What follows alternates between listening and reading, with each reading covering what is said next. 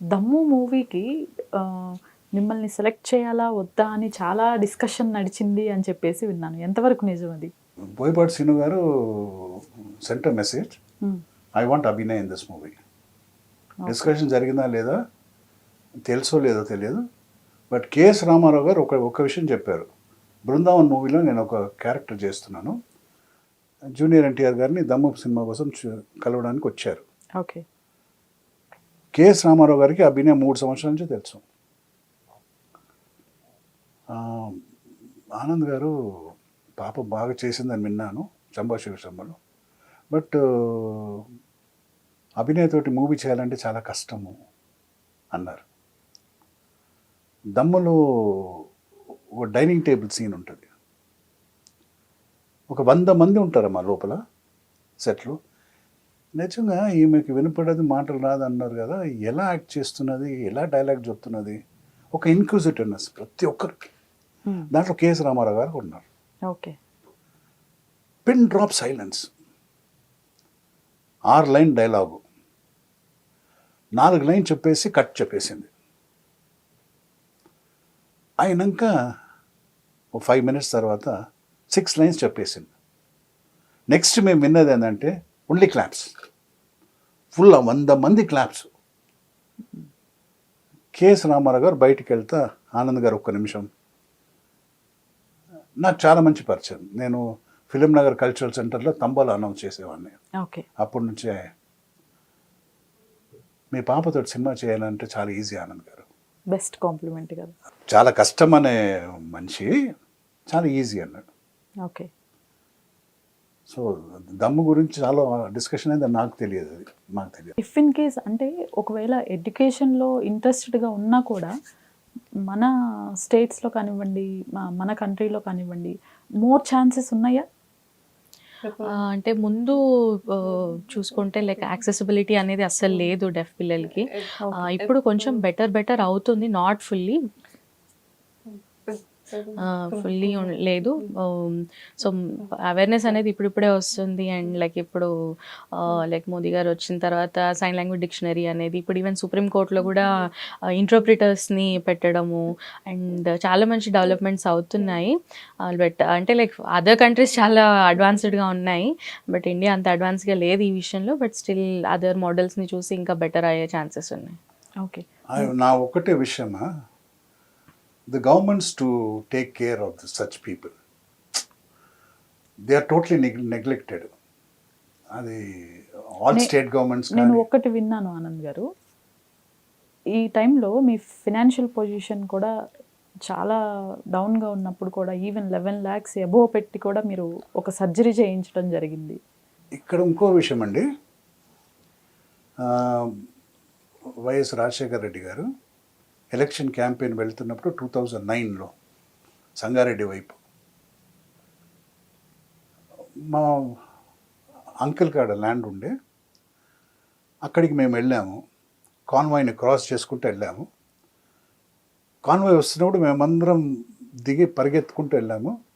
ఈ stop the car, is bus అప్పు, ఈ స్టాప్ ది బస్ ఫ్రీ. ఈ స్టాప్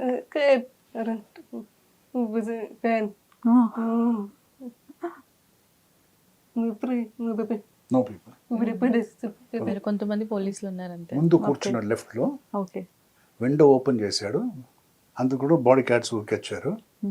పాపను అభినయం లోపల తీసుకున్నాడు, పక్కన కూర్చోపెట్టి నన్ను అడిగాడు, మీరు ఎక్కడ ఉంటారా? తార్నాకలు ఉంటాను. వినపడదు సార్, పాపకి ఇట్లా మూవీస్లో చేస్తుంది. లేదండి, నేను ఆరోగ్యశ్రీలో ఫ్రీ సర్జరీ ప్లాన్ చేస్తున్నాను, కాక్లియర్ అండ్ ఇంప్లాంట్ అని చెప్పాడు. 10 minutes he waited, he stood there అమ్మా. Okay. 10 minutes she was inside with him. It is a miracle. Actually అతన్ని వాళ్ళ అన్నయ్య పెళ్ళికి పోయి ఇన్వైట్ చేద్దామని చెప్పింది. ఓకే. అన్ఫార్చునేట్లీ యాక్సిడెంట్లో చనిపోయాడు. సర్జరీ టైంలో నేను చెప్పాను కదా ఫైనాన్షియల్ పొజిషన్ కూడా వీక్ ఉన్నారు, బట్ అయినప్పటికీ మేనేజ్ అంటే చేశారు. బట్ మీ సైడ్ నుంచి ఇప్పుడు గవర్నమెంట్కి ఏదైనా చెప్పాలి అంటే ఆల్రెడీ పెయిన్ అంతా తీసుకొని ఉన్నారు కాబట్టి ఏం చెప్తారు? నన్ను అడిగితే government should take care the responsibility of surgery at free of cost to all the deaf children. It will be a very great help for the deaf children. ఆ రోజులలో డబ్బులు మేనేజ్ చేయని కూడా చాలా కష్టం ఉండే. ఇక్కడ I want name few people. మా వైఫ్ వాళ్ళ మేనత్త మగడు ఈజ్ నో మోర్. ఆయన ₹1,00,000 ఇచ్చాడు. మా బ్రదర్ ఫైనాన్స్ హెల్ప్ చేశాడు. మా సిస్టర్ హస్బెండ్ హెల్ప్ చేశాడు. మా friends Eshwarnath and Ram Chander air force friends వాళ్ళు $2,00,000 ఇచ్చారు ఓకే. With no interest. ఎప్పుడు ఇస్తావురా అని అడగలేదు. It's great. With in 15 days అన్న మనీ వాజ్ అరేంజ్డ్. రూపాయి లేదు నా దగ్గర.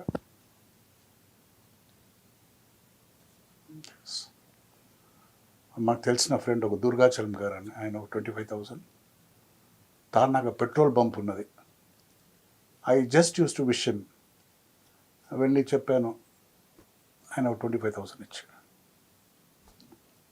డబ్బులు ఎట్లా వచ్చిందో తెలియదు.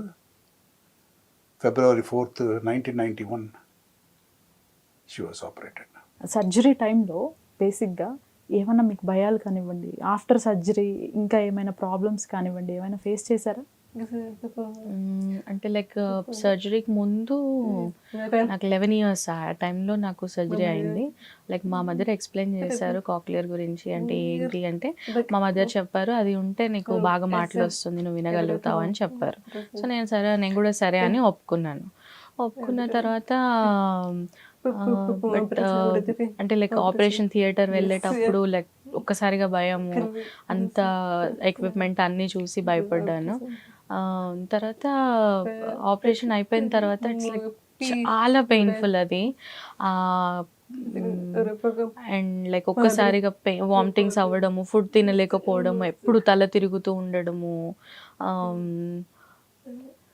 నాకు అంటే నేను అనుకున్నాను అసలు నేను అనవసరంగా ఆపరేషన్కి ఒప్పుకున్నాను అని.